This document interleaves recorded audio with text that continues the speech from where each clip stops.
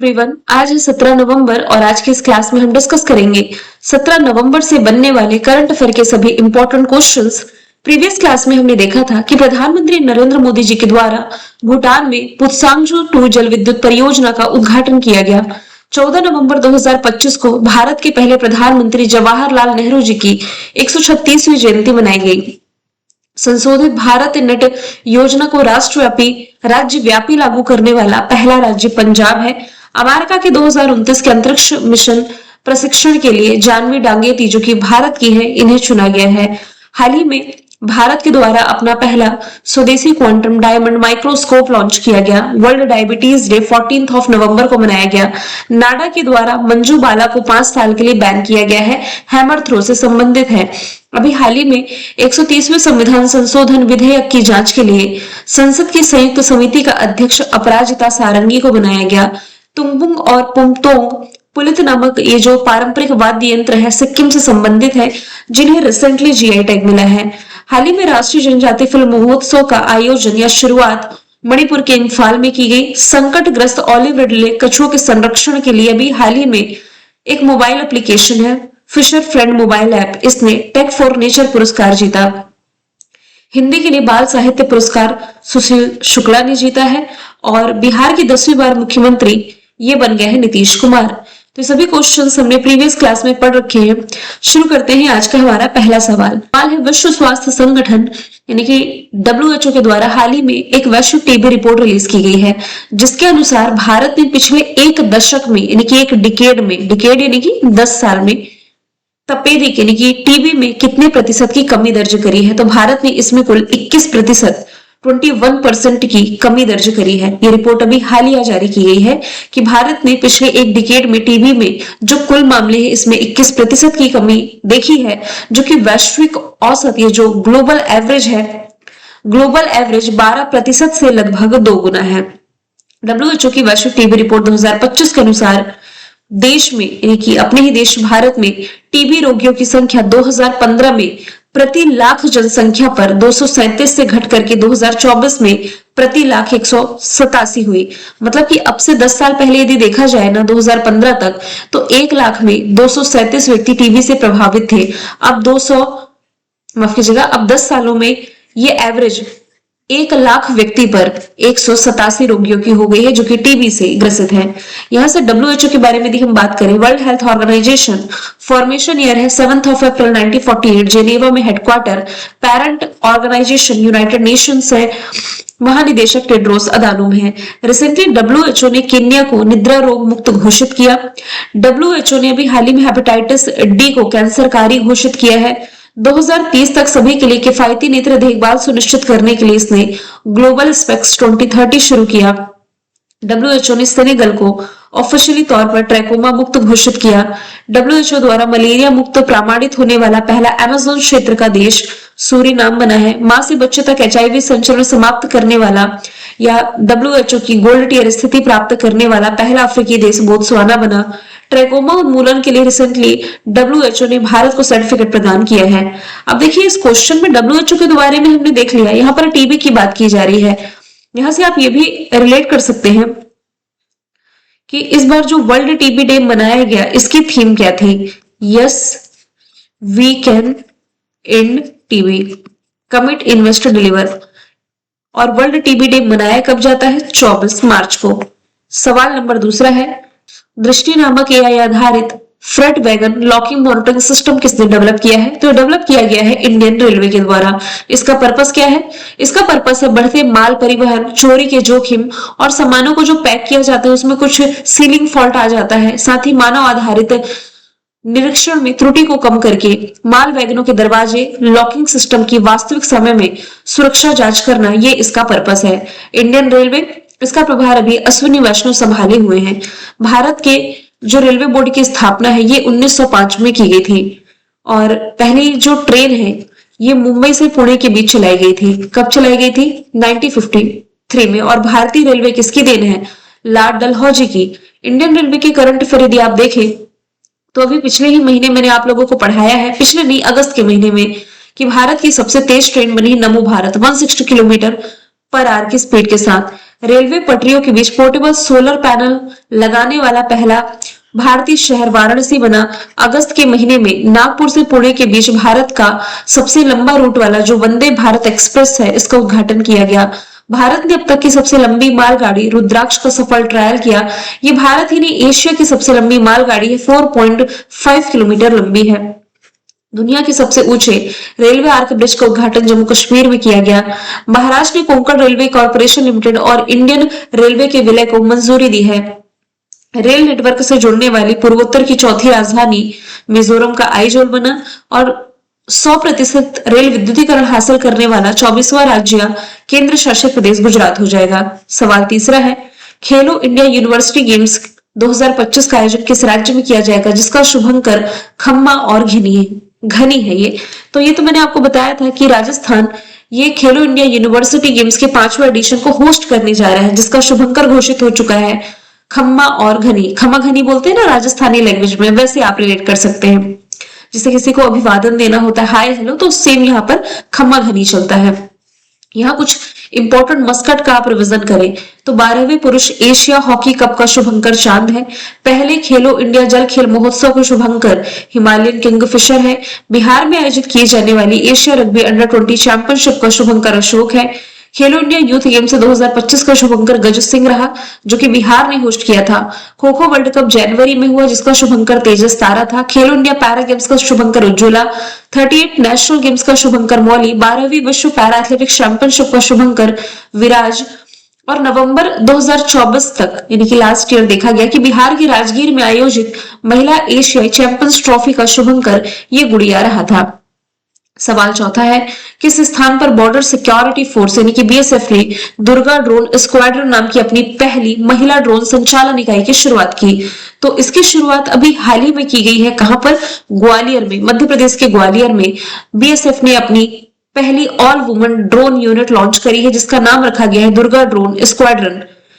ये जो खास पहल है, महिलाओं की शक्ति और टेक्नोलॉजी के तालमेल का एक बेहतरीन एग्जाम्पल है। ये ट्रेनिंग बीएसएफ अकादमी ग्वालियर में स्थित स्कूल ऑफ ड्रोन वॉरफेयर में चल रही है। ग्वालियर को अभी यूनेस्को के द्वारा सिटी ऑफ म्यूजिक के रूप में भी मान्यता दी गई थी। ये भी आप एक्स्ट्रा रिलेट कर सकते हैं। यदि मैं बात करूं बॉर्डर सिक्योरिटी फोर्स की, तो देखिए भारत की सीमा की रक्षा करने का जो काम होता है, ये बीएसएफ के ही जवान करते हैं। इसका फॉर्मेशन ईयर हो जाएगा 1 दिसंबर 1965। सवाल 5वां है, किस स्थान पर air chief marshal AP Singh द्वारा न्योमा एयरबेस का उद्घाटन किया गया? तो न्योमा एयरबेस का उद्घाटन अभी हाल ही में किया गया है लद्दाख में। ये एयरबेस रणनीतिक रूप से चाइना की सीमा के करीब स्थित है। 13,700 फीट की ऊंचाई पर है। दुनिया का सबसे ऊंचा एयरबेस ये बन जाता है। स्थान है पूर्वी लद्दाख। एयरबेस का नाम है बुध न्योमा एयरबेस। उद्घाटन वायुसेना के प्रमुख air chief marshal AP Singh ने किया है, अमरप्रीत सिंह ने। खासियत यह है कि ये एयरबेस चाइना की सीमा के करीब है और ऊंचाई पर है। इंडियन एयरफोर्स की क्षमताओं को बढ़ावा देता है। लद्दाख की यदि बात की जाए, देखिए लद्दाख के उपराज्यपाल अब बीडी मिश्रा नहीं है, कविंदर गुप्ता हो जाएंगे। अब आप अपडेट कर लेना। राजधानियां लेह कारगिल है, जिले हैं 7। इसने होप यानी कि human outer planetary exploration research station launch किया। लद्दाख के पहले पोलो स्टेडियम का उद्घाटन किया गया। एशिया की सबसे बड़ी और दुनिया की सबसे ऊंची इमेजिंग चेक वेधशाला का उद्घाटन हाल में लद्दाख में किया गया। हिम तेंदुओं की संख्या सबसे ज्यादा यहीं पर है। कारगिल युद्ध के नायकों को श्रद्धांजलि देने के लिए काकसर ब्रिज का नाम बदल करके कैप्टन अमित भारद्वाज सेतु किया गया। इसरो का पहला एनालॉग अंतरिक्ष मिशन लेह लद्दाख में लॉन्च किया गया। देश में खेलों को बढ़ावा देने के पर्पज से लद्दाख में जल्द ही दुनिया का पहला high altitude world para sport centre स्थापित किया जाएगा। एक सवाल आपसे कमेंट बॉक्स में काफी लंबे समय बाद लद्दाख का डिस्कशन आया। ये मैंने आपको पढ़ाया है कि दुनिया की सबसे ऊंची मोटरेबल सड़क का निर्माण बॉर्डर रोड ऑर्गेनाइजेशन के द्वारा लद्दाख में किया गया। किस दर्रे में किया गया है और इसकी हाइट कितनी है, ये आप कमेंट बॉक्स में बताएंगे। सवाल 6वां है, किसे हरियाणा राज्य महिला आयोग का ब्रांड एम्बेसडर नियुक्त किया गया? तो अभी हाल ही में जो भारतीय क्रिकेटर है शेफाली वर्मा, इन्हें हरियाणा राज्य महिला आयोग का ब्रांड एम्बेसडर नियुक्त कर दिया गया है। वर्ल्ड कप जो भारत ने जीता अभी महिलाओं का, इसमें इनके द्वारा दिए गए शानदार परफॉर्मेंस के लिए इन्हें सम्मानित किया गया है। हरियाणा के मुख्यमंत्री नायाब सैनी इनके घर पर जाकर के इन्हें शॉल और 5 करोड़ रुपए का चेक दिए और grade A sports gradation certificate इन्हें प्रदान किया है। MS धोनी जो है SBI के ब्रांड एम्बेसडर है। नीरज चोपड़ा ऑडी इंडिया के, Manu Bhaker ministry of ship में इन्हें अपना ब्रांड एम्बेसडर बनाया था। शफाली वर्मा इस साल का जो ICC महिला विश्व कप था ना, इसमें ये प्लेयर ऑफ द मैच भी चुनी गई थी, player of the match final में। सवाल नंबर, अच्छा कुछ ब्रांड एम्बेसडर का रिप्रेजेंट करें। लिवाइस की global ambassador Alia Bhatt, Odisha handloom की माधुरी दीक्षित, जोमेटो के शाहरुख खान, ऑस्ट्रेलिया टूरिज्म की सारा Khan, e sports world cup के क्रिस्टियानो रोनाल्डो, मालदीव टूरिज्म की कैटरीना कैफ, कोरिया टूरिज्म की हिना खान, कर्नाटक वन विभाग के अनिल कुंबले, यूरेका फोर्ब्स के श्रद्धा कपूर, फेडरल बैंक की विद्या बालन, MRF के शुभमन गिल, फिक्की फिल्म्स के आयुष्मान खुराना, खो खो वर्ल्ड कप के टाइगर श्रॉफ सलमान खान, भारत में मोटो जीपी के शिखर धवन, मुट्ठुत 55 ग्रुप के शाहरुख खान, गोआई बीबो के ऋषभ पंत, टाटा मोटर्स के विकी कौशल, शनेल के अनन्या पांडे, ड्रीम टेक्नोलॉजी की कृति सनन हो जाएगी। सवाल 7वां है, किस शहर में 22वां अखिल भारतीय TDS सम्मेलन आयोजित किया गया? इसका आयोजन अभी हाल ही में मध्य प्रदेश की राजधानी भोपाल में किया गया है, होटल ताज लेक फ्रंट में। और इसका आयोजन करता है कौन? इनकम टैक्स विभाग मध्य प्रदेश और छत्तीसगढ़ क्षेत्र के द्वारा आयोजित किया गया। पर्पस क्या है? कर अनुपालन में नवाचार यानी कि इनोवेशन, ट्रांसपेरेंसी और स्वैच्छिक कर अनुपालन को बढ़ावा देना। भोपाल, यहां से आप रिलेट करेंगे कमलापति रेलवे स्टेशन, जिसका नाम पहले हबीबगंज रेलवे स्टेशन हुआ करता था। यह भारत का पहला वर्ल्ड क्लास रेलवे स्टेशन है।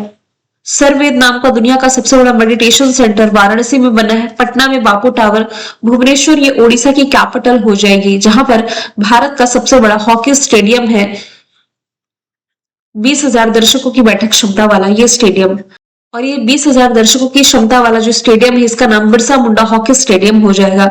बिहार विधानसभा चुनाव में 2025 के इलेक्शंस रहे, इसमें सबसे बड़ी पार्टी बनकर के कौन उभरी और उसने कितनी सीटें जीती हैं? तो आप सभी को मालूम है, इसमें भाजपा विजेता रही है 89 सीट के साथ। मतलब ओवरऑल यदि हम बात करें तो राष्ट्रीय जनतांत्रिक गठबंधन यानी कि एनडीए को इसमें मेजोरिटी मिली है। इसी के साथ एनडीए सरकार फिर से वापस आ गई है। चुनाव से पहले नीतीश कुमार सरकार ने लगातार ऐसी घोषणाएं की, कई योजनाओं की लागू करने का भी वादा किया, जिनके जरिए महिलाएं, बुजुर्ग और युवाओं, साथ ही लोअर मिडिल क्लास को सीधे फायदा पहुंचा है। अब कुछ जीआई टैग प्रोडक्ट्स का रिवीजन कर लेते हैं। उत्तर प्रदेश के किस जिले की पारंपरिक जरी पोशाक को जीआई टैग मिला? तो ये प्रोडक्ट है मथुरा का। ये जरी पोशाक भगवान श्री कृष्ण से संबंधित है और मथुरा की जरी पोशाक सदियों से कृष्ण भक्ति, श्रृंगार परंपरा और कारीगरी का प्रतीक रही, जिससे जीआई टैग मिला है। उत्तर प्रदेश के किस जिले के वाद्य यंत्र बिगुल को जीआई टैग दिया गया? तो ये आप रिलेट करेंगे मेरठ से। बिगुल एक तरह का वाद्य यंत्र है। स्वतंत्रता इतिहास का प्रमुख प्रतीक रहा। 1857 की क्रांति में बिगुल की गूंज से ही स्वतंत्रता संग्राम में इसका उपयोग किया गया, आप कह सकते हैं। सवाल 11वां है, किस राज्य के अंबाजी संगमरमर को जीआई टैग दिया गया? तो ये गुजरात से आप रिलेट करेंगे। गुजरात के प्रमुख तीर्थ स्थल और शक्तिपीठ अंबाजी के संगमरमर को उसकी हाई क्वालिटी वाले सफेद पत्थर के लिए जीआई टैग से सम्मानित किया गया है। सवाल 12वां है, पन्ना के हीरे को रिसेंटली जीआई टैग मिला है। यह आप रिलेट करेंगे मध्य प्रदेश से। पन्ना की बेशकीमती रत्न गरवा धरती हीरे की खदानों के लिए देश ही नहीं पूरी दुनिया में प्रसिद्ध है। इस धरती से निकलने वाला हीरा अब खास इसलिए हो गया है क्योंकि यहां से निकलने वाले हीरे को अब विशिष्ट पहचान मिल गई है, जीआई टैग मिल गया है। अच्छा, जीआई टैग यानी कि जियोग्राफिकल इंडिकेशन टैग किसी प्रोडक्ट को दिया जाता है तो 10 साल के लिए वैलिड रहता है। सबसे पहली बार 2004 में दिया गया था दार्जिलिंग की चाय को। सवाल 13वां है, भारत और किस देश के बीच गरुड़ वायु सैन्य अभ्यास नवंबर 2025 में आयोजित किया गया? तो गरुड़ ये भारत की फ्रांस के साथ होने वाली एक्सरसाइज है। 16 नवंबर से शुरू हुआ, 27 नवंबर तक चलेगी। कहां पर? तो मोंट डी मार्सल एयरबेस फ्रांस में। इसका पर्पस है दोनों देशों की वायु सेनाओं के बीच में रक्षा सहयोग को बढ़ावा देना। इसमें इंडियन एयरफोर्स का Su-30 MKI पार्टिसिपेट कर रहा है। इंपॉर्टेंट एक्सरसाइज में इधर आप देखें, मैत्री जो एक्सरसाइज है भारत थाईलैंड के बीच 14th एक्सरसाइज रिसेंटली हुई। आरोग्य सेतु अभ्यास, ब्राइट स्टार अभ्यास इजिप्ट ने होस्ट किया, जापान रशिया ने। टाइगर क्लॉ अमेरिका ने, इंदिरा रशिया और भारत के बीच की एक्सरसाइज है। समुद्र शक्ति भारत इंडोनेशिया के बीच पूर्वी प्रचंड प्रहार अभ्यास अरुणाचल प्रदेश में हुआ। मालाबार युद्ध अभ्यास गुआम में हुआ है। मित्र शक्ति का भी, जो मित्र शक्ति अभ्यास है इसका 11वां एडिशन कर्नाटक के बेलगावी में हुआ। और बाकी इधर जो एक्सरसाइज है ये करंट की नहीं है, लेकिन हाँ ये एक्सरसाइज इन कंट्रीज के साथ भारत की होती है, ये आप रिलेट कर सकते हैं। जनजाति गौरव दिवस ये कब मनाया जाता है? तो नवंबर महीने की 15 तारीख को ये मनाया जाता है। आदिवासियों के देवता कहे जाने वाले बिरसा मुंडा के सम्मान में पहली बार 2021 में मनाया गया। नवंबर महीने में 1 नवंबर वर्ल्ड विजन डे है, 5 नवंबर वर्ल्ड सुनामी अवेयरनेस डे, 5 नवंबर को ही गुरु नानक देव जी की 556वीं जयंती मनाई गई। नेशनल कैंसर अवेयरनेस डे 7 नवंबर, विश्व शांति विकास के लिए विश्व विज्ञान दिवस 10 नवंबर, राष्ट्रीय शिक्षा दिवस 11 नवंबर, निमोनिया डे 12 नवंबर, काइंडनेस डे 13 नवंबर, नेशनल चिल्ड्रन डे और वर्ल्ड डायबिटीज डे दोनों ही 14 नवंबर मनाया गया। मैंने कल आपसे पूछा था कि शहर में राष्ट्रीय जनजाति फिल्म महोत्सव 2025 शुरू किया गया। आंसर था इम्फाल। आज का सवाल है, भारत का पहला ऐसा कौन सा राज्य है जिसने पीरियड लीव देने की मंजूरी दी है? आंसर इसका जो भी आप कमेंट बॉक्स में बताएं। मिलेंगे नेक्स्ट वीडियो में। Thank you so much.